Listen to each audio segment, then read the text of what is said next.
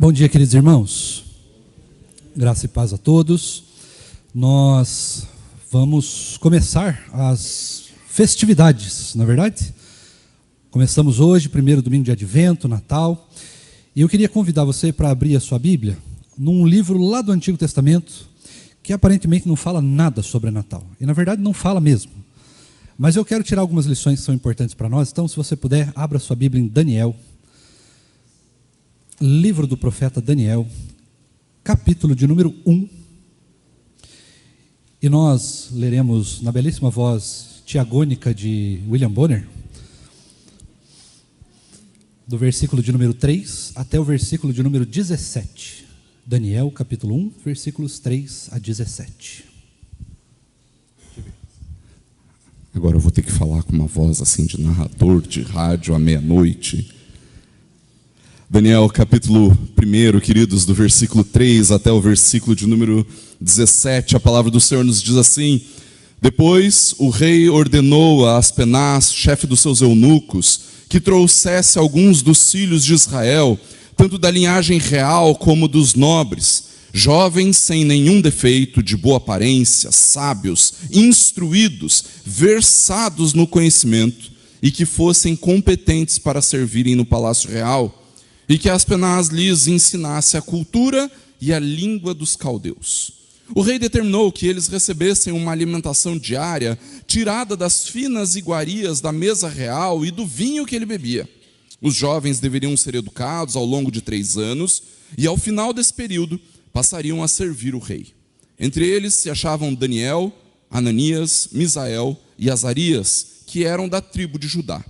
O chefe dos eunucos lhes deu outros nomes, a saber, a Daniel, o de Beltesazar, a Ananias, o de Sadraque, a Misael, o de Mesaque, e a Azarias, o de Abdenego.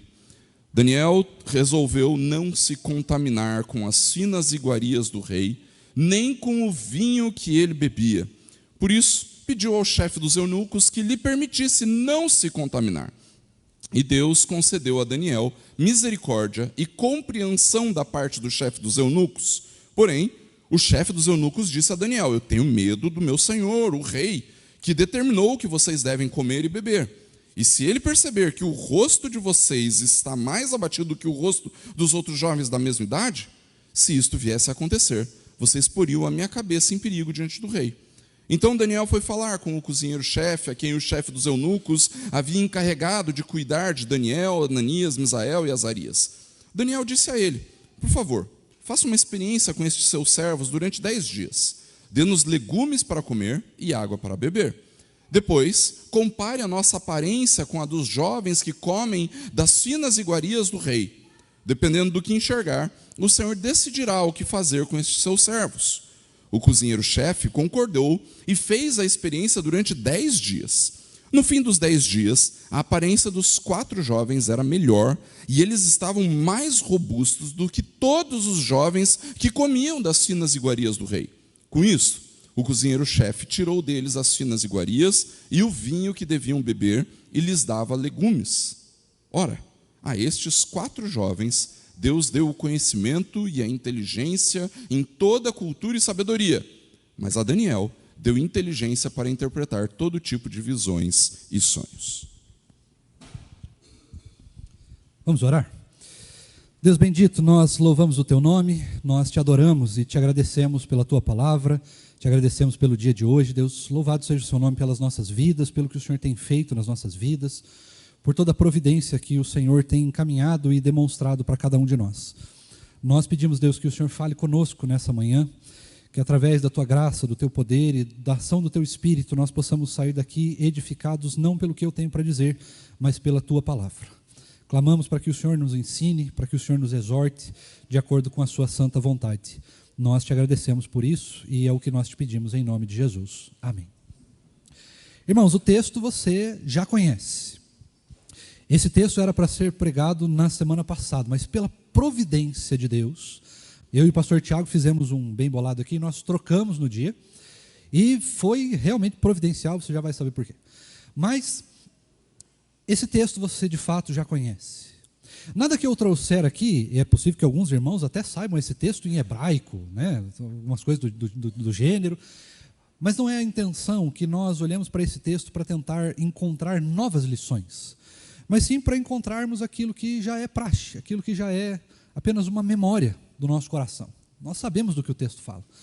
E o texto diz a respeito de alguns meninos que foram levados, e isso é uma notícia extremamente triste, desgastante, algo extremamente difícil e doloroso, ser tirado da sua casa, da sua parentela e ser levado para outro lugar, com outra cultura, e uma cultura que você não escolheu servir, mas é uma cultura que você meio que é obrigado, pelo fio da espada, a acompanhar, a seguir, a se prostrar, né? Mas esses meninos, esses 4 do texto, eles escolhem fazer algo diferente. Eles falam, não é, essa aqui não é a nossa cultura, nós não estamos servindo ao nosso Deus, isso aqui não está certo. Então nós precisamos mudar algumas coisas.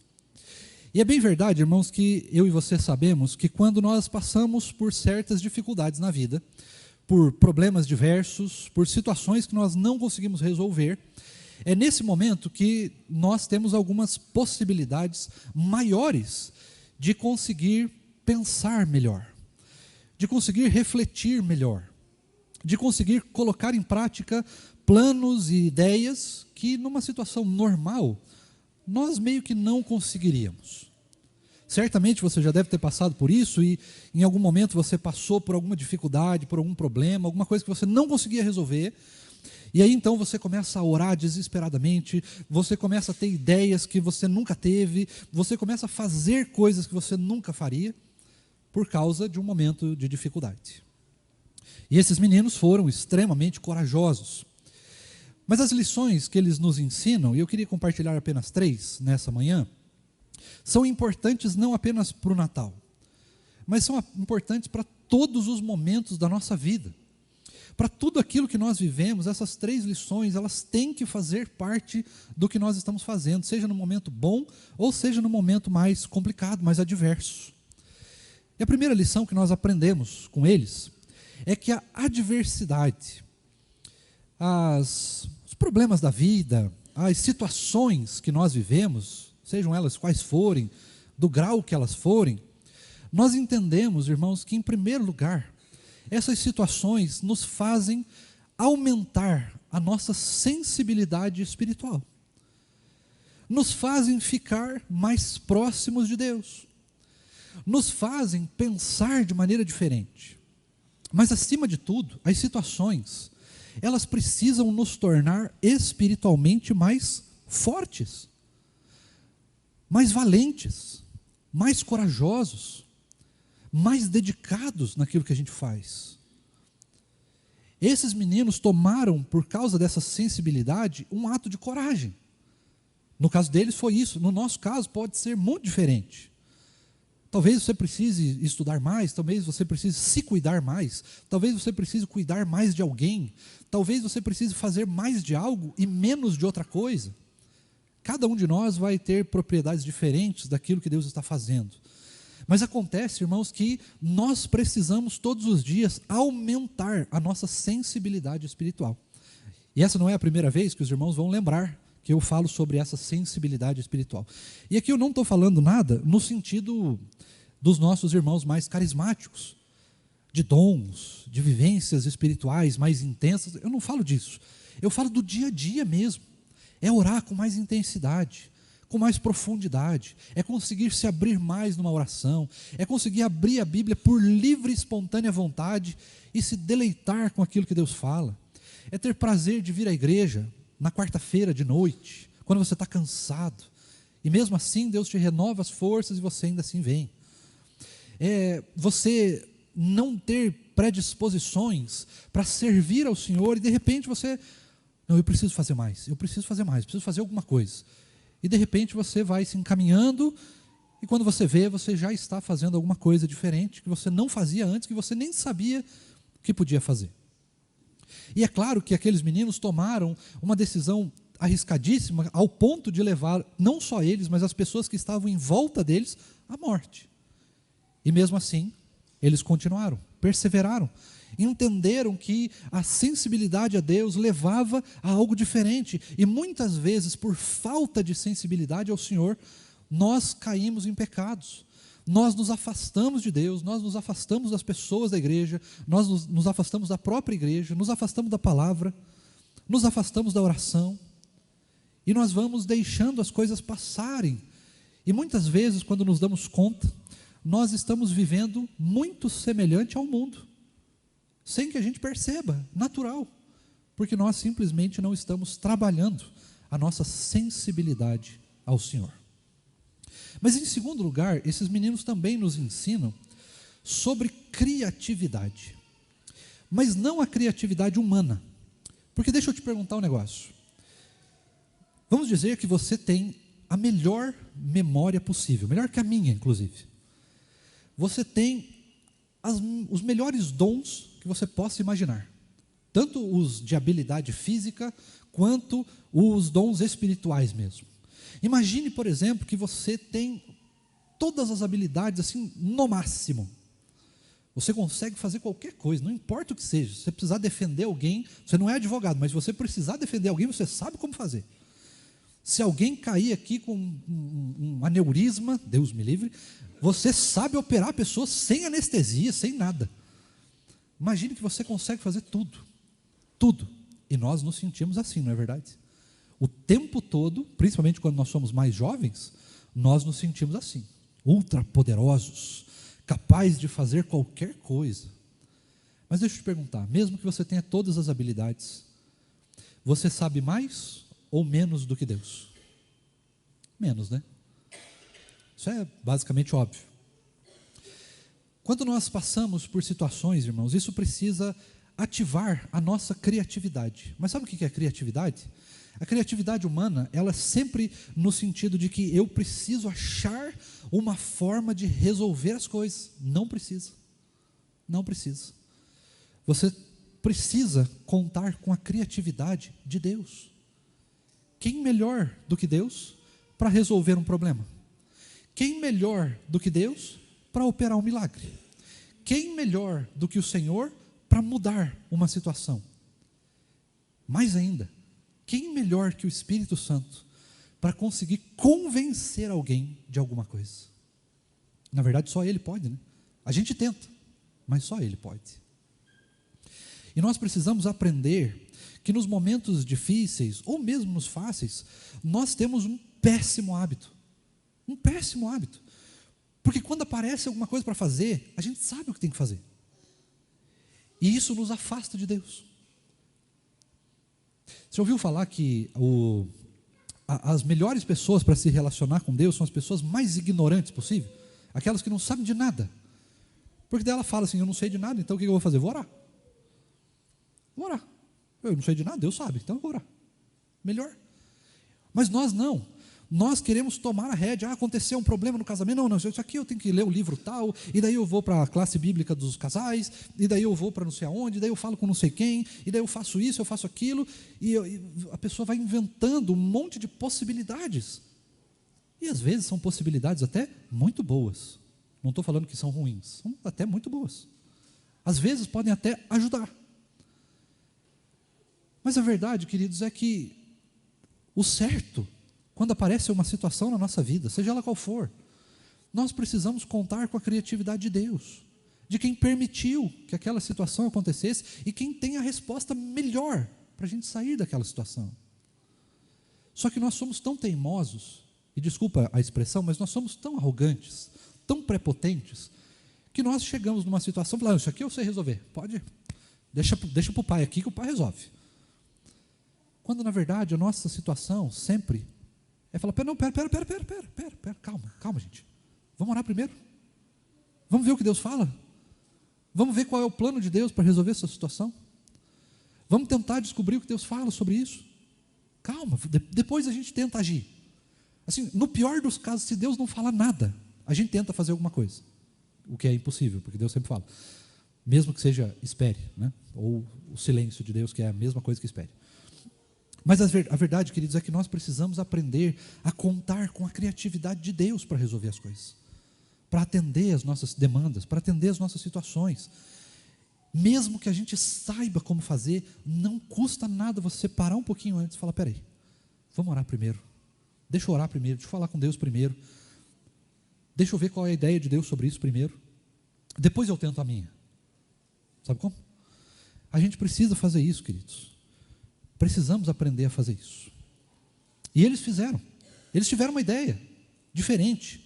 Falei: não, comida do pessoal aqui é até boa, tal, deve ter uns camarão, umas lagostas, umas coisas assim. Tem vinho, devia ter outro tipo de bebida, comida dá com pau. Mas eles escolheram: peraí, vamos ter uma outra ideia aqui, vamos parar isso aqui não dá certo, vamos comer legume. Não parece uma ideia assim muito genial, na verdade. Eu não gosto dessa ideia, na verdade. Não vou fazer o jejum de Daniel. Você nunca vai me ver fazendo esse troço. A menos que eu tenha um infarto, alguma coisa assim que alguém me obrigue. Mas fora isso, não é por aí. Mas nós precisamos dessas ideias, irmãos. As ideias de Deus, elas são diferentes das nossas, porque elas são contra-intuitivas. Às vezes a gente tem uma ideia que é X, saúde. Às vezes a gente tem umas ideias que é X, parece assim o supra-sumo do legal. E aí vem Deus e fala assim: não, peraí, faz isso daqui. Você fala: mas isso aqui não tem nada a ver, isso aqui não vai resolver nada. Mas resolve, porque quem está falando que vai resolver é o Senhor e não somos nós. É o dono do tempo, é o dono do universo, é o dono de todas as coisas, é quem sabe, quem planejou todas as coisas, ele sabe como resolver as coisas. E nós precisamos aprender a contar com a criatividade de Deus. E em terceiro lugar, para encerrar, eu quero pensar com você uma última coisa. Para todas essas duas coisas acontecerem, em primeiro lugar, queridos, nós precisamos aprender a depender de Deus. Hoje de manhã, quando cheguei aqui na igreja, estava ouvindo aqui um relato de um milagre. Coisa boa. Não sejam fofoqueiros, vocês vão saber logo. Calma, não fique querendo saber o que está acontecendo. Fique calmo, a hora vai chegar. Mas uma notícia boa já no domingo de manhã, que coisa fantástica. Como é que a gente vive esse tipo de coisa? Na dependência. É na dependência. A gente está muito acostumado, principalmente por causa da forma que o mundo vive, a fazer as coisas, a resolver, a bater no peito. Eu resolvo, eu dou um jeito, eu tenho que fazer. Não, Deus é que faz. E a gente precisa aprender isso. Eu sei que é doloroso, mas a gente precisa aprender isso. Nós precisamos aprender a depender de Deus para fazer as coisas. Nós não resolvemos, não importa quão boas sejam as suas habilidades. Você não resolve as coisas, quem resolve é o Senhor. Quem permite que as suas ideias deem certo é o Senhor. Quem permite que as coisas boas aconteçam é o Senhor. Quem permitiu que toda a ideia dos meninos tivesse dado certo, todas as pessoas que estavam junto ali tivessem cooperado para que eles conseguissem fazer isso. Quem abençoou os meninos não foi a ideia deles, não foi o sacrifício deles, foi Deus, foi o Senhor. E nós precisamos, irmãos, desesperadamente aprender a depender de Deus. Nós vamos celebrar logo mais o Natal. E o Natal é o nascimento de Jesus, daquele que nós dependemos para a nossa salvação, dependemos para a nossa alegria. A alegria do Senhor é a nossa força. Nós precisamos aprender a depender constantemente de Deus para tudo que a gente faz. Não é para as coisas difíceis, é para tudo, irmãos. Para tudo. Seja para fazer uma pregação, seja para cuidar da igreja, seja para um aconselhamento, seja para escola bíblica, seja para resolver um problema da sua casa, seja para fazer uma reforma, seja para fazer alguma mudança, não importa o que seja, nós precisamos aprender a depender do Senhor. E parar de achar que nós temos as soluções, porque a experiência da vida nos ensinou a resolver os problemas, a sermos resilientes e tudo. Não foi a experiência da vida, foi o Senhor. Foi a palavra sendo pregada no seu coração dia após dia após dia. Foram as longas horas de oração que você passou na presença de Deus, dia após dia após dia. Não é a experiência da vida não resolve de nada. Senão, nós não estaríamos com o mundo do jeito que está, cheio de guerra, cheio de corrupção, cheio de briga ideológica, cheio de pessoas se odiando, cheio de pecado. Não estaria desse jeito, porque a experiência humana resolve. Não resolve nada. Nós não resolvemos nada, e eu sei que isso é humilhante para nós. Porque nós estamos acostumados a resolver as coisas no trabalho, resolver as coisas em casa, resolver as coisas na escola, a fazer as coisas acontecerem. Mas nós precisamos parar com isso. Nós precisamos rever isso. E nós precisamos aprender a depender de Deus. Amém? Vamos orar? Deus bendito, nós louvamos o Teu nome pela Sua palavra, pela oportunidade que o Senhor nos dá de sermos confrontados pela realidade dessa vida e pela realidade que a sociedade, que o mundo impõe a nós. De nós termos as respostas, de nós sabermos como resolver as coisas. Mas que o Senhor continue dia após dia nos ensinando que nós dependemos exclusivamente do Senhor. Tem misericórdia de nós, Deus, porque muitas vezes nós falhamos nisso, nós erramos isso, nós decepcionamos o Senhor fazendo isso, e nós precisamos contar com o Senhor até mesmo para nos ajudar a nos edificar, para nos ajudar a sermos mais piedosos, a sermos mais dependentes do Senhor, a contarmos com as ideias do Senhor, com a criatividade do Senhor, e não com a nossa. Não com a nossa sabedoria, mas com a do Senhor.